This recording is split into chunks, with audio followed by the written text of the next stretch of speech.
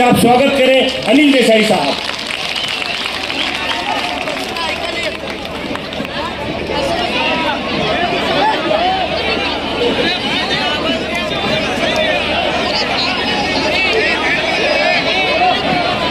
शिवसेना उद्धव बाळासाहेब ठाकरे पक्षाचे पक्षप्रमुख आदरणीय उद्धवजी ठाकरे साहेब,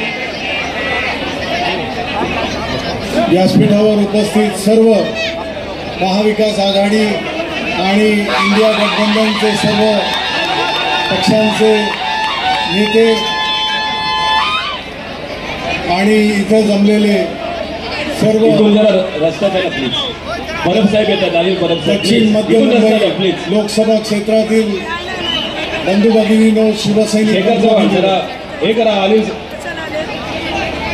लोकसभेची निवडणूक येत्या 20 तारखेला होऊ घातली आहे आणि या निवडणुकीमध्ये जी रणधुमाळी आता सुरू आहे, आपण बघतात की ज्या गोष्टी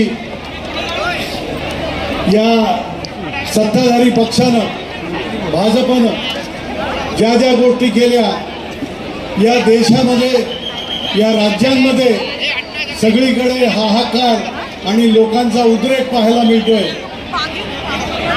जास्त दूर न जाता 2019 28 नोव्हेंबर 2019 शिवतीर्थावर महाविकास आघाडीचं नेतृत्व करणारे शिवसेना पक्षप्रमुख आदरणीय उद्धवजी ठाकरे यांनी मुख्यमंत्री पदाची शपथ घेतली आणि महाराष्ट्राचा हा कारभार हाती घेतला।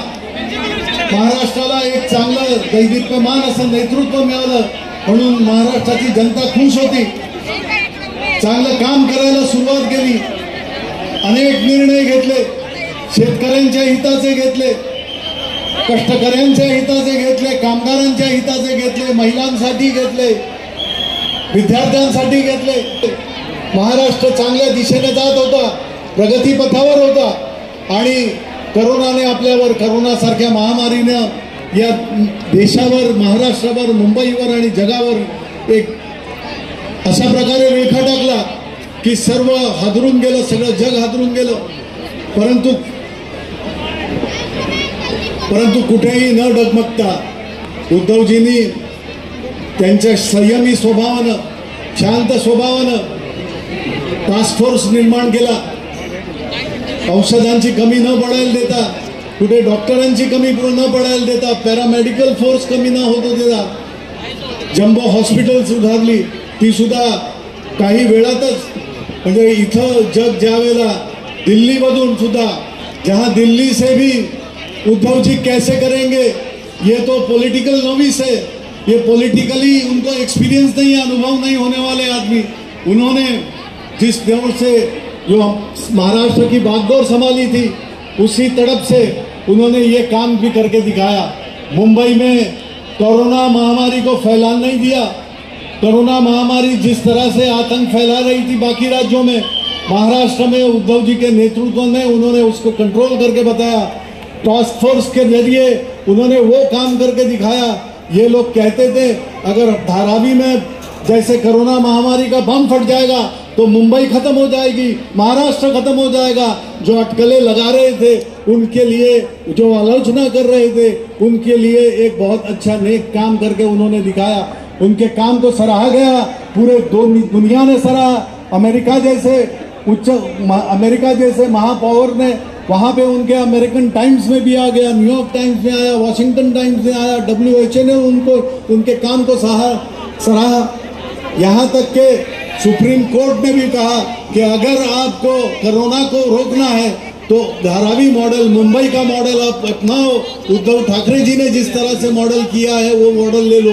उस दरमियान 5 सर्वे आए, आपने देखा होगा भाइयों कि वो 5 सर्वे में अच्छा काम करने वाले टॉप के देश के 5 सर्वे में उद्धव जी का नाम हमेशा ऊपर रहा।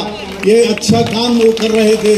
महाराष्ट्र के क्या पूरी दुनिया की एक अर्थगति कम हो रही थी, वहाँ पे एक इकोनॉमिकली, फाइनेंशियली पूरी दुनिया रुक गई थी। उद्धव जी उसको भी पटरी में लाने का काम कर रहे थे। अच्छा काम था।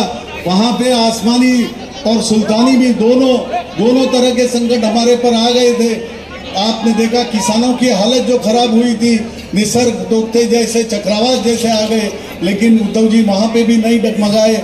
वहाँ पे उन्होंने जो काम करके दिखाए इंश्योरेंस कंपनी के माध्यम से, बैंकों के माध्यम से, वहाँ पे किसानों को भी एक आधार दिया, किसानों को भी एक सहारा दिया।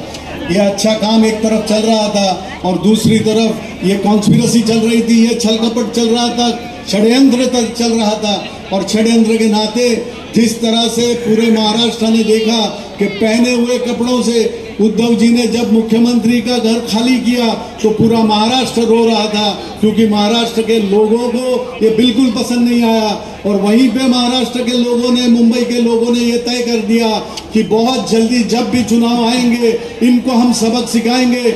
उद्धव जी आपको फिर उसी मुकाम पे बैठना है, वही उसी गद्दी पे आपको बैठना है जहां आपने महाराष्ट्र को एक अच्छा नेतृत्व दिया था।